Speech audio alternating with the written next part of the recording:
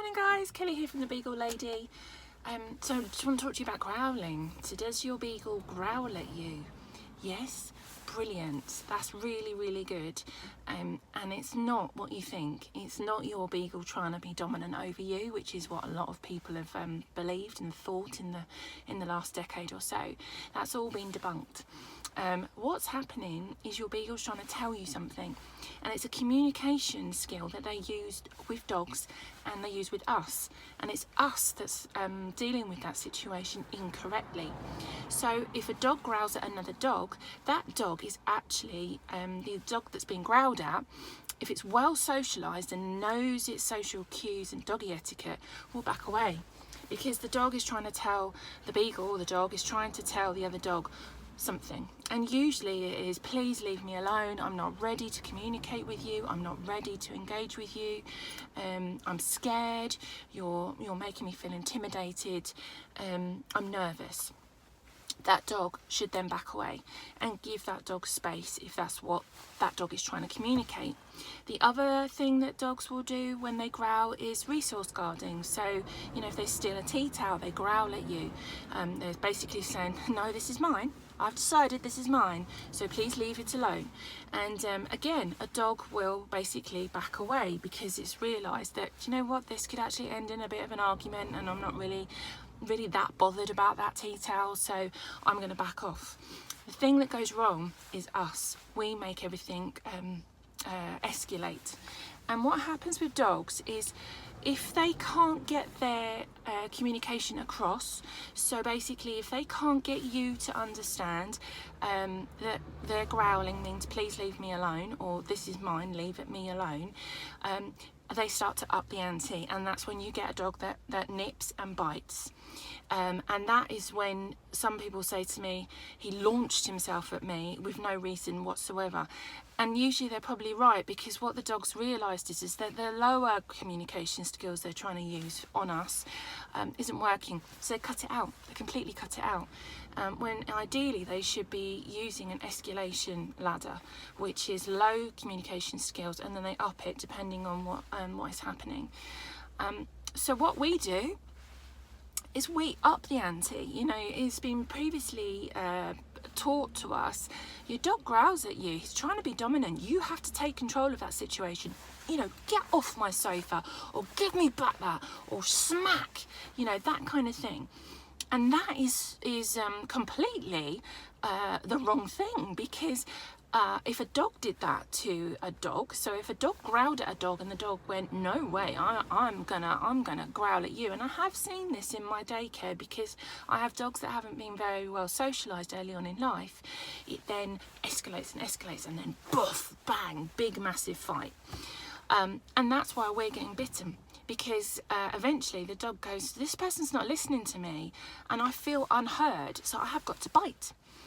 So it doesn't mean you don't do anything, because obviously what dogs also do is they try out behaviour, and if they get a positive response, they continue to do it, and then they might add that repertoire to other things, you know. So you need to figure out why your dog's growling at you, or growling at someone who comes into your house. You know, that's not disrespectful. You know, that is your dog saying, mate, I don't know you, and you're trying to put your hand over my head, very vulnerable, and I don't want you to touch me, because at the moment I need to size you up and decide whether I actually want to engage with you. And if that dog then decides I don't actually want to engage with you at all, that's fine. We don't force the situation, because that's when we end up with a dog that starts biting. So assess the situation. Why are they growling at you? They're growling at you for a very good reason in their mind, okay? So if it is that they want to be left alone because it's a stranger, then you tell your guests to leave your dog alone. If it's because your dog is nice and comfy in their bed and they've decided, you know what, I don't want to move, and also this is my resource, then we use techniques that mean that we can guide them away without getting bitten, and we do it calmly. So when I have dogs that are resource guarding beds or sofas or human beds that don't want to get out of them, they have a lead attached to them, you know, the loop cut off so it doesn't get caught on anything, and you use that to say, come on, it's time to come out of your bed, or it's come off the sofa, you know, all of those things. And then the dog realizes that okay, I have got to move because my mum and dad have told me so, or my owner has told me so, but they're doing it in a really calm way. They're not making me feel threatened. When it comes to resource guarding, never ever try and get anything out of a dog's mouth. Never ever do that. You know, you're going to get bitten no matter what. If they're growling at you, that's when you need to swap if it's an item that's not food, or there are other techniques that I can show you. I'm going to try and video them because Billy actually did one this morning and I use a technique on him that means he drops it eventually. So, you know, please don't see growling as a negative. Growling is a really good positive thing. It's just us humans that have decided that growling is a bad thing. The dog is trying to communicate with you. The dog is trying to say to you, I'm not happy about something, and it's up to us to try and deal with it in a calm way, because when we deal with it calmly, the dog doesn't need to up their ante, and we need to do it in a way that we don't get bitten, because dogs bite each other. It's just how they communicate with each other. You know, you're trying to get something off me, bite. So we need to do it in a way that we don't get bitten. So I have done some previous videos on how to deal with resource guarding and how to get your dog off the sofa and the bed and things like that, but I'll try and do something to help you a little bit more over the week or so for all the new members that maybe can't find the videos. So I'm off now to help somebody build their own pet care business, and they want to be able to help dogs that have been rescued.